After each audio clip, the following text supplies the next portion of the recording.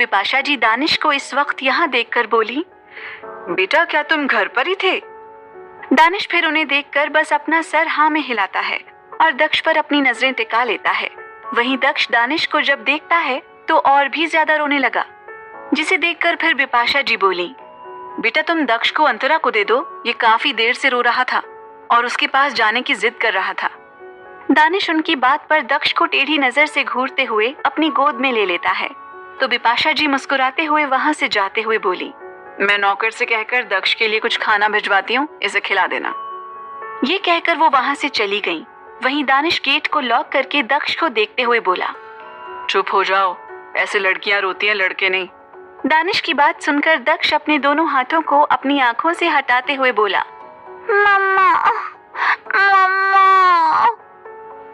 ये अटकते हुए बोलकर दक्ष इधर उधर रूम में अंतरा को ढूंढने लगा, जिसे देखकर दानिश उसके आंसुओं को साफ करते हुए टेढ़ा मुस्कुराकर बोला, हमारी डील हुई थी, शाम से पहले तुम मेरी वाइफ के पास नहीं जा सकते, तो अभी शाम होने में कुछ टाइम है, इसलिए तब तक तुम मुझे टॉलरेट करो।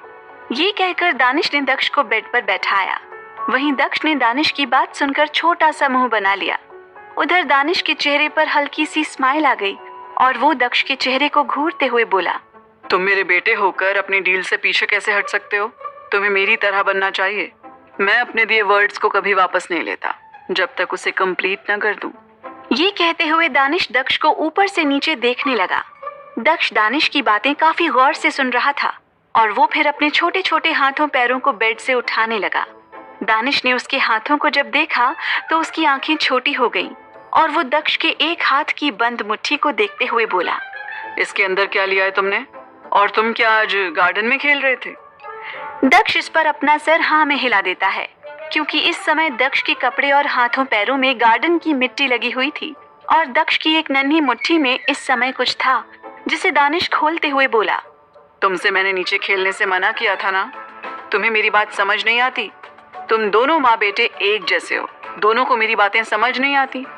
दक्ष दानिश की डांट सुनकर मुंह बना लेता है और अपनी मुट्ठी और भी कसकर बंद करके अपने हाथ पीछे लेते हुए बोला,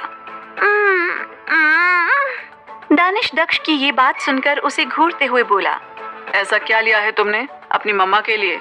दिखाओ, मुझे देखना है। ये कहकर दानिश जबरदस्ती उसकी नन्ही मुट्ठी को खोल देता है, जिससे दक्ष चिढ़ते हुए दानिश को घूरने लगा। वहीं दानिश ने उसकी मुट्ठी में छोटा सा डेजी फ्लावर देखा, जो दक्ष की मुट्ठी में रहने से अब तक पूरा मसल चुका था। दानिश ने उसे जब देखा तो वो दक्ष को घूर कर बोला, तुम मेरी वाइफ को फूल देकर पटाना चाहते हो? तुम्हारी हिम्मत कैसे हुई मेरी वाइफ को अपने साइड करने की? ये कहते हुए दानिश उस फूल को घूरने लगा। वहीं दक्ष ने मुंह बनाते हुए अपना सर नीचे कर लिया। दानिश ये देखकर आगे कुछ कहता कि तभी उसके रूम का डोर नॉक हुआ। दानिश ने ये देखकर दक्ष को घूरते हुए उस फूल को अपने पॉकेट में डाल लिया और उठकर गेट खोलने चला गया और फिर अपने हाथों में दक्ष की स्नैक्स की ट्रे लेकर उसके पास आया। दक्ष ये देखकर अपना मुंह दूसरे साइड कर लेता है, जिसे देखकर दानिश उसके करीब बैठते हुए बोला, चुपचाप इसे खाओ, वरना रात को भी तुम अपनी मॉम से नहीं मिल पाओगे। दानिश की ये बात सुनकर दक्ष दानिश को घूरने लगा। दानिश ने उसके आगे खाने का बाइट किया और उसे उसके मुंह में डाल दिया। दक्ष चुपचाप उसे खाने लगा।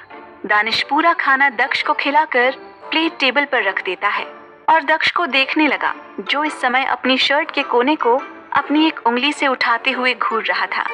दक्ष इस समय मिट्टी में खेलने से गंदा हो गया था। दानिश उसको गौर से देखते हुए उसके पास आकर उसे अपनी गोद में उठाते हुए बोला, चलो शावर लेते हैं। दक्ष शायद यही चाहता था, जिस वजह से वो हल्की सी स्माइल करते हुए दानिश के सीने से लिपट गया। दानिश उसकी पीठ पर अपने हाथों का सपोर्ट देते हुए उसे वॉशरूम के अंदर ले आया। अब तक इन सब में पूरी शाम हो चुकी थी। वहीं डार्क रूम के अंदर अंतरा इस समय अच्छी नींद लेकर उठ चुकी थी। अंतरा को अब काफी अच्छा लग रहा था और वो धीरे से उठकर बैठते हुए उबासी लेकर आसपास देखने लगी और फिर उसे अपने एग्जाम का याद आया, जिसे याद कर वो खुद से बोली, मुझे अपने एग्जाम के लिए दानिश से बात करनी होगी, क्योंकि एक वही हैं जिनसे उनका बेटा संभाला जाता है। ये कहते हुए अंतरा अपने कपड़े फ्लोर से उठाकर उसे पहनकर सीधे डार्क रूम से बाहर अपने रूम में आई, तो उसे अंदर वॉशरूम से शावर लेने की आवाज आई। अंतरा ये सुनकर वहीं बेड पर बैठ गई और दरवाजा खुलने का वेट करने लगी। और कुछ देर इसी तरह बीत गई और तब वॉशरूम का गेट खुला और अंतरा की नजरें जब गेट पर गईं, तब उसकी आंखें एकदम से बड़ी हो गईं और वो गौर से एकटक सामने आ रहे दानिश और दक्ष को देखने लगी। इस समय दानिश ने अपने वी शेप कमर पर ब्लैक टॉवल लपेट रखा था और उसकी एक उंगली को दक्ष अपनी नन्ही उंगलियों में कसकर पकड़े हुए था। दक्ष, जो इस समय बिल्कुल दानिश के ही जैसे अपनी कमर पर छोटी सी ब्लैक टॉवल को लपेटे धीरे धीरे अपने पैरों से लड़खड़ाते हुए चलकर वॉशरूम से बाहर आ रहा था। इस समय दक्ष के बाल पूरे उसके माथे पर थे जैसे दानिश के थे और दोनों इस समय एक जैसे ही लग रहे थे। दक्ष को उस छोटे से टॉवल में कवर देखकर अंतरा के चेहरे पर प्यारी सी स्माइल आ गई और वो ध्यान से दक्ष को देखने लगी, जो दानिश की उंगली पकड़कर धीरे धीरे चल रहा था। अंतरा ये देखकर अपनी जगह से खड़ी हुई और प्यार से दक्ष के पास जाकर अपने घुटनों के बल झुकते हुए अपने दोनों हाथों को फैलाते हुए प्यार से बोली, ओ माय बेबी, मामा के पास आओ। ऐसे ही चलकर दक्ष, जो इस समय दानिश के हाथ को पकड़े धीरे धीरे चल रहा था, वो जब अंतरा की आवाज सुनता है तब वो खुशी से अंतरा की तरफ देखने लगा। अंतरा उसे सुबह से अब जाकर दिखी थी, जिसे देखकर दक्ष जल्दी से अंतरा की तरफ अपने नन्हे नन्हे कदम बढ़ाने लगा। ये दक्ष की फर्स्ट वॉक थी। दानिश उन दोनों को घूरने लगा। दक्ष जल्दी जल्दी चलने की कोशिश करते हुए अंतरा के करीब जा रहा था और तभी उसकी कमर पर रैप हुई छोटी सी ब्लैक टॉवल अचानक से खुल गई और दक्ष लड़खड़ाते हुए सीधे फ्लोर पर गिरने को हुआ। अंतरा ये देखकर चीख पड़ी और तभी दानिश आगे आकर तुरंत दक्ष को पीछे से होल्ड कर लेता है और दक्ष फ्लोर पर गिरते गिरते बच गया। अंतरा ये देखकर चैन की सांस लेते हुए फिर खुद दक्ष के पास आकर उसे अपने सीने से लगाते हुए बोली, आह दक्ष, मम्मा डर गई थी, कहीं आपको चोट ना लग जाए। दानिश, जिसने दक्ष को संभाला था, वो अंतरा की बात सुनकर सीधे खड़े होते हुए एरोगेंट आवाज में बोला, इसके हर कदम पर हमेशा साथ मैं खड़ा रहूंगा, इसे मैं कभी गिरने नहीं दूंगा, यू डोंट वरी। दक्ष, जो अंतरा के सीने से लगा हुआ था, वो दानिश की आवाज से दानिश की तरफ अपना सर मोड़कर देखने लगा। इस समय दक्ष के चेहरे पर स्माइल थी। वहीं अंतरा दानिश की बात पर प्यार से स्माइल करते हुए दक्ष के माथे को चूमते हुए बोली, हाँ मुझे पता है, आप हमेशा इसके साथ खड़े रहेंगे। दक्ष अंतरा की बात पर बिना कुछ समझे अपना सर हाँ में हिला देता है, जिसे देखकर अंतरा हंसने लगी। वहीं दानिश फिर क्लोजेट की तरफ जाने लगा। तभी दक्ष ने दानिश को आवाज लगाई। दानिश उसकी आवाज से उसकी तरफ देखते हुए अपनी भौहें चढ़ाता है। तभी दक्ष नीचे फ्लोर पर बैठकर अपने दोनों नन्हे हाथों से अपने नीचे वाले एरिया को ढकने की कोशिश करने लगा। अंतरा ये देखकर ना समझी में दानिश को देखने लगी। उसे दक्ष का बिहेवियर कुछ समझ नहीं आ रहा था। तभी दानिश की नजरें दक्ष की साइड में फ्लोर पर गिरी मिनी टॉवल पर गई, जो खुल चुकी थी और दक्ष इस समय पूरा नेकेड था और उसने अपना सर पूरा नीचे झुका रखा था। तभी अंतरा दक्ष से बोली, दक्ष क्या हुआ? चलो मैं रेडी कर देती हूँ आपको। अब आप मुझसे क्यों रेडी नहीं होते? ये कहते हुए अंतरा दक्ष का चेहरा अपने हाथों में भरकर ऊपर करती है। तभी दानिश टेढ़ा मुस्कुराते हुए बोला, वो अब बड़ा हो रहा है और उसे अब शर्म आती है तुमसे रेडी होने में, इसलिए उसने मुझे आवाज लगाई। ये कहते हुए दानिश की नजरें दक्ष के उन हाथों पर गईं जिससे वो खुद के नीचे वाले एरिया को ढकने की नाकाम कोशिश कर रहा था। अंतरा जब दानिश की बात सुनती है तब उसे समझ आया और वो दक्ष को देखने लगी और फिर उसके हाथों को घूरने लगी। अंतरा को ये सब देखकर अचानक से तेज तेज हंसी आने लगी।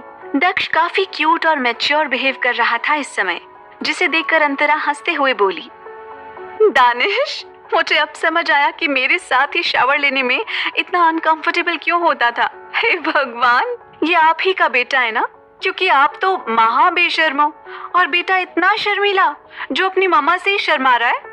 अंतरा के मुंह से महा बेशर्म सुनकर दानिश की भौहें तन गईं और वो घूरते हुए उससे बोला, मैंने तुमसे पहले भी कहा है कि मैं अपनी बेशर्मी सिर्फ तुमसे दिखाता हूँ, अदरवाइज इसकी उम्र में मैं भी मॉम से रेडी नहीं होता था, डैड मुझे रेडी करते थे।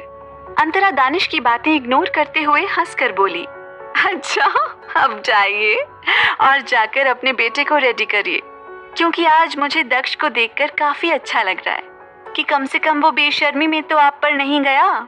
ये कहते हुए अंतरा हंसते हुए उठी और वॉशरूम में तुरंत चली गई। वहीं वो अंतरा को जाते देखकर खुद से बोला, बेशर्मी तो मैं अब तुम्हें दिखाऊंगा अच्छे से। You just wait and watch. ये कहते हुए दानिश ने दक्ष को नीचे देखा, जो अभी भी खुद को ढक रहा था। दानिश ये देखकर झुकते हुए उसे अपनी गोद में उठाते हुए बोला, चली गई तुम्हारी मॉम, मुझसे मत छिपाओ अब कुछ। ये कहकर दानिश उसे अपने साथ क्लोजेट में ले जाने लगा। वहीं दक्ष ये सुनकर मुंह बनाकर दानिश को घूरने लगा। दूसरी तरफ लॉस एंजलिस, ग्रोवर हाउस। इस समय ग्रोवर हाउस के गार्डन में एक चॉपर अपनी उड़ान भरने के लिए तैयार था। तभी हाउस से रेयान ब्लैक सूट पहने अपने असिस्टेंट के साथ बाहर निकला और वहां खड़े अपने गार्ड से बोला, बड़े भाई साहब का ध्यान रखना। उसकी बात सुनकर गार्ड बोला, जी बॉस। ये कहकर फिर असिस्टेंट बोला, बॉस इस बार वो परमानेंट आपके पास आएंगी, पर उससे पहले आपको अपने न्यू प्रोजेक्ट के पार्टनर के साथ मीटिंग करनी है, तो आप बड़े सर से मिलने के बाद उसके लिए मुझे इन्फॉर्म कर दीजिएगा। रेयान उसकी बातें सुनकर शैतानी मुस्कुराहट के साथ बोला, माय लव, बहुत जल्द अब तुम मेरे पास होगी। ये कहकर वो चॉपर में बैठते हुए बोला, मैं कल तक वापस यहाँ आऊंगा, तब तक उसके साथ मेरी मीटिंग फिक्स कर दो। मैं कल शाम के समय उसे अटेंड करूंगा। रेयान की बात पर असिस्टेंट अपना सर हिलाता है और फिर वो चॉपर सीधे साउथ अफ्रीका के लिए उड़ान भर लेता है। दूसरी तरफ पैलेस में अब तक रात हो चुकी थी और दानिश दक्ष को रेडी करके अपनी गोद में लिए नीचे आया। उसके साथ अंतरा भी आई और वो इस समय काफी फ्रेश लग रही थी। वहीं नीचे अब तक डिनर का वक्त हो चुका था और सभी इस समय डाइनिंग एरिया की तरफ थे। दानिश दक्ष को गोद में लिए अंतरा के साथ डाइनिंग एरिया की तरफ आया और अपनी हेड चेयर पर दक्ष को गोद में लेकर बैठ गया। इस समय दक्ष काफी खुश लग रहा था। तभी दानिश के पास बैठा ध्रुव दक्ष को अपनी गोद में लेते हुए बोला, हे चैंप, आज तुम अपने बड़े पापा के साथ डिनर करोगे। ये कहकर वो उसे अपनी गोद में बैठा लेता है। दक्ष छोटी सी स्माइल करते हुए हाँ में सर हिला देता है। ध्रुवी मुस्कुराते हुए दक्ष और ध्रुव के लिए डिनर सर्व करने लगी। अंतरा उन्हें देखकर स्माइल करती है और दानिश के साइड वाली चेयर पर बैठ गई। इस समय घर के सभी लोग वहां मौजूद थे। क्या करने आने वाला है रेयान, आगे क्या होगा जानने के लिए सुनते रहिए वजह तुम